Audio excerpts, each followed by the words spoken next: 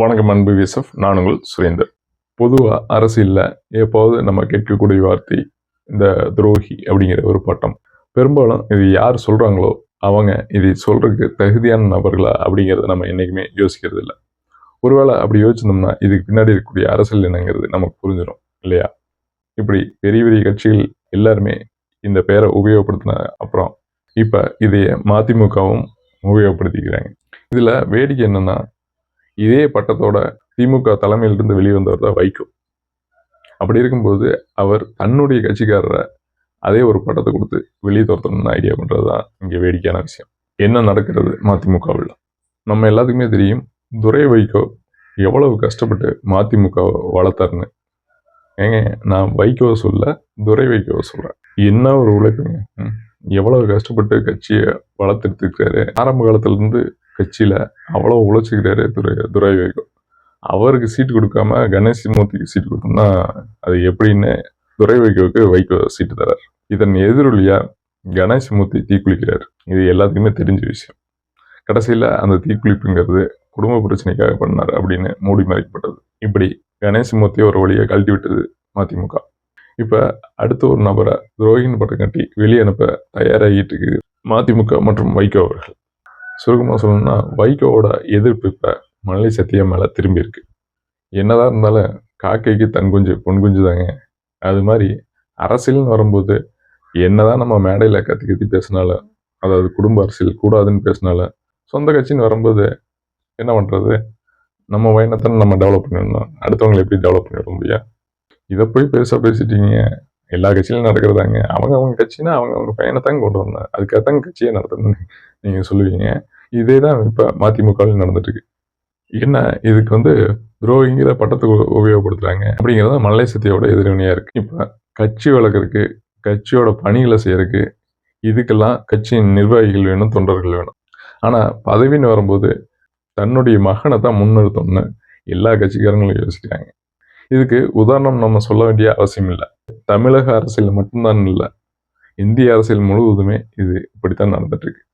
இங்கே மல்லை சத்யா ஒரு தியாகி, அவர் ஒரு புனிதமானவர் அப்படின்லாம் நம்ம சொல்லவில்லை.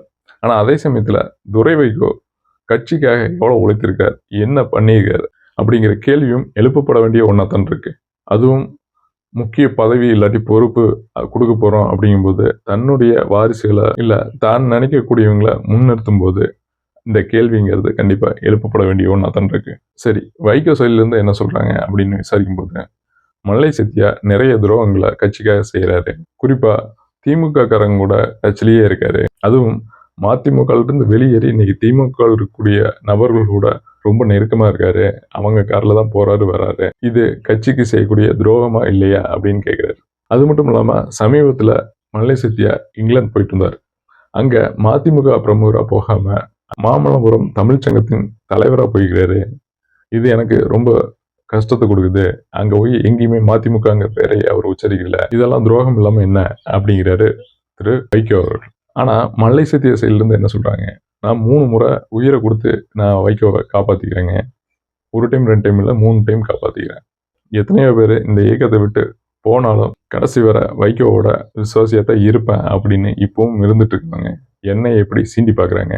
தான் பையனை முன்னேற்றத்துக்காக என் மேலே இப்படி அபாண்டமான பழி போடுறது எந்த வகையில் நியாயங்க அப்படிங்கிற குற்றச்சாட்டை மல்லை சத்யா வைக்கிறார். இதனால கடுமையான மன உளைச்சலுக்கு ஆளாக்கிறதா மல்லை சத்யா தரப்புலேருந்து தகவல் சொல்றாங்க. இதை தொடர்ந்து மல்லை சத்யா மதிமுகலிருந்து விலக கூடும் அப்படிங்கிற தகவல் 2 தரப்புலேருந்து சொல்றாங்க.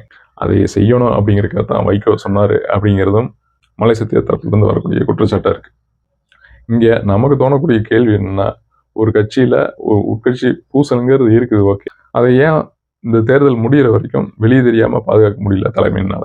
இதுக்கெல்லாம் ஒரே காரணம் தான், தன்னுடைய மகனை எப்படி முன்னிறுத்தணும். இந்த மாதிரி ஒன்று பண்ணால் தான் தன்னுடைய மகனை முன்னிறுத்த முடியும் அப்படிங்கிறதா இங்கே யதார்த்தமான விஷயமா இருக்கு.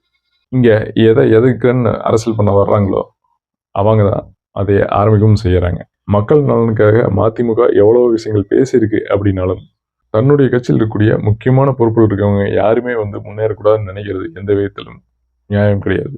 முக்கியமாக வாரிசு அரசியல் கூடவே கூடாது அப்படின்னு அதை எதிர்த்து வெளிவந்த வைகோ இப்போ அதே விஷயத்த தன்னுடைய கட்சியில் வைகோ செய்கிறார் அப்படின்னா இதுதான் இன்றைய அரசியல் அவ்வளோதாங்க. ஒரு கட்சி தன்னுடைய முக்கியமான தொண்டர்களை, முக்கியமான நிர்வாகிகளை, முக்கியமான பொறுப்பில் இருக்கவங்கள எல்லாத்தையும் நீக்கிட்டு எப்படி அந்த கட்சி வளரும் அப்படிங்கிறது தான் இங்கே மிகப்பெரிய கேள்வி. அது வளர்ந்தா என்ன, வளராட்டி என்ன? என் மகனுக்கு சீட்டு, அது எதுக்குறவனுக்கெல்லாம் வீட்டு அப்படின்னு சொல்ற மாதிரி தான் இருக்கு இப்போ நடக்கிற நிகழ்வுகள் எல்லாம். இன்னும் என்னென்ன நடக்குங்கிறது பொறுத்து வந்து பார்ப்போம். மீண்டும் ஒரு வீடியோவில் சந்திக்கிறேன். நன்றி, வணக்கம்.